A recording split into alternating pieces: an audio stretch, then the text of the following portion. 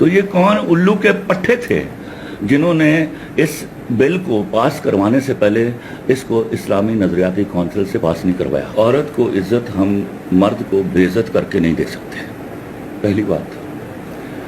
اب دوسری بات یہ ہے کہ آپ کے ہاں جو فیمنسٹ کا سب سے بڑا نعرہ تھا وہ تھا پدر شاہی نظام سے آزادی۔ یہ وہ کھوکھلا اور گھٹیا نعرہ تھا جو سیدھا سیدھا باپوں کو گالی دی جا رہی تھی۔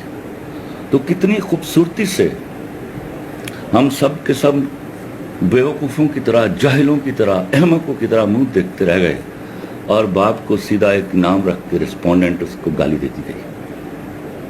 مجھے ذرا سمجھائیے، میں آپ کو کچھ سمجھانے کی کوشش کرتا ہوں۔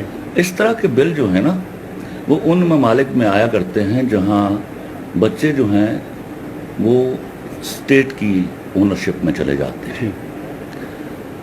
18 سال تک اسٹیٹ پالتی ہے ان کو، تو ماں باپ کو ان کو ہاتھ لگانے کی، ان پر غصہ کرنے کی یا ان کے معاملات میں دخل اندازی کی اجازت نہیں ہوتی۔ آپ نے اس گھٹیا نظام کا وہ حصہ تو چرا لیا، اور یہاں جو باپ، کروڑوں باپ سارا دن مشقت کرتے ہیں، 2 نوکریاں کرتے ہیں، اپنی چمڑی بیچتے ہیں اپنی اولاد کو پالنے کے لیے، ان کے مستقبل کو سنوارنے کے لیے، آپ ان سے اختیار چھین لیں گے۔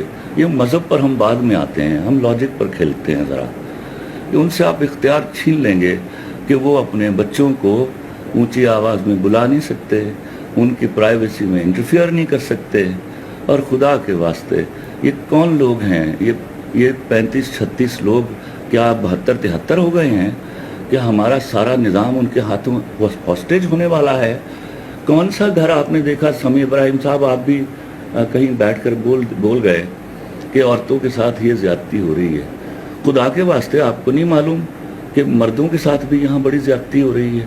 وہ بیچارہ اکیلا کمانے والا پتہ نہیں سارا دن مشقت کی کس چکی میں پستا ہے، اور جب گھر جائے وہ تو اس کے بچے انمو اقسام کی ایکٹیویٹیز میں مبتلا ہوں، اور اس کے پاس اختیار نہ ہو کہ بھائی وہ اس کو سمجھا سکے، ان کو ڈانٹ ڈپٹ سکے۔ آپ نے پہلے ایک شوبدہ بازی کر دیکھی ہے جس کا انجام آپ اگلی ایک ڈیکیڈ کے ختم ہونے تک دیکھنے والے ہیں۔ آپ نے استاد کو 2 ٹکے کا کر دیا، اب وہ استاد اس بچے کو ڈانٹنے، اس کو تھپڑ مارنے جوگا نہیں رہا، اور ہم نے تو تھپڑ کھائے استادوں سے، تو ہمیں پتہ چلا کہ راہ راست کیا ہوتی ہے۔ سمیع ابراہیم صاحب، میں چلا اٹھوں گا، میں ایک رات سویا نہیں ہوا اس پلیز، آپ کو اللہ کا واسطہ ہے۔ مجھے سوال کرنے دیجیے، مجھے سوال کرنے دیجیے۔ یہ جب یہ بل بنایا گیا تو میں کہیں دوسرے چینل پر ایک نام نہاد صحافی کو سن رہا تھا، وہ کہہ رہا تھا وہاں پہ بڑے انٹلیکچوئل لوگ بیٹھے ہوئے ہیں، یہ انٹلیکچوئل لوگ جنہوں نے یہ بل بنایا اور جنہوں نے بل پاس کروایا، تو وہ انٹلیکچوئل نہیں تھے، یہ وہی چور اچکے ہیں جن کو صرف انگریزی آتی ہے، اور وہ اس انگریزی کے بلبوتے پر وہاں کے چرائے ہوئے کریکولم کو ہمارے اوپر نافذ کرنا چاہتے ہیں۔ تو یہ کون الو کے پٹھے تھے جنہوں نے اس بل کو پاس کروانے سے پہلے اس کو اسلامی نظریاتی کونسل سے پاس نہیں کروایا؟ دوسری بات جو ہے، میں اب بیوی کا رسپونڈنٹ ایک لفظ ایجاد کیا گیا، باپ لکھنے کی بجائے، گھر کا سربراہ لکھنے کی بجائے سیدھی گالی دی گئی رسپونڈنٹ کا نام لے کے۔ مطلب حیرت کی بات یہ ہے کہ ایک شخص جو اپنی چمڑی بیچ کر، اپنا خون بیچ کر اپنی فیملی کو پال رہا ہے، اس سے ہم نے اختیار چھین لینا ہے۔ لاجک کی بنیاد پر آئیے کہ ایک آدمی اپنی جان جوکھم میں ڈال کر اپنی فیملی کو پال رہا اور اس کے پاس اختیار نہ ہو یہ پوچھ تاچھ کرنے کے لیے۔ تیسری بات، بڑے ہی آرام سے بیوقوفوں اور جاہلوں کی طرح وہ جو انٹلیکچوئل بیٹھے ہوئے تھے، انہوں نے لکھا کہ ہم ان کا خرچہ نہیں کم کر سکتے۔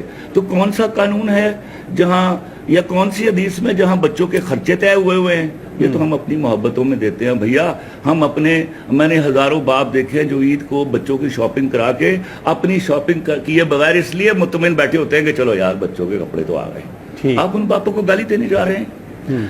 میں دوسری بات آپ کو عرض کرتا ہوں، یہ کب تک ہم یہ جھوٹ موٹ کا چوہے بلی کا کھیل کھیلتے رہیں گے کہ ہراس صرف مرد کرتا ہے؟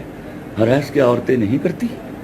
آپ اس مقام سے نیچے گریں گے, آپ ایک ایسا تباہ کن تخلیق کریں گے جہاں مرد کو عورت سے ڈرا دیں گے. اور یاد رکھیے گا, جب آپ مرد کو عورت سے ڈرا دیں گے تو وہ ذمہ داریاں لینے کے لیے تیار نہیں ہوگا, اور جب وہ ذمہ داریاں لینے کے لیے تیار نہیں ہوگا تو آپ نکاح جیسے مقدس رشتے کی بد احترامی کریں گے, مرد شادی کے لیے نہیں جائے گا.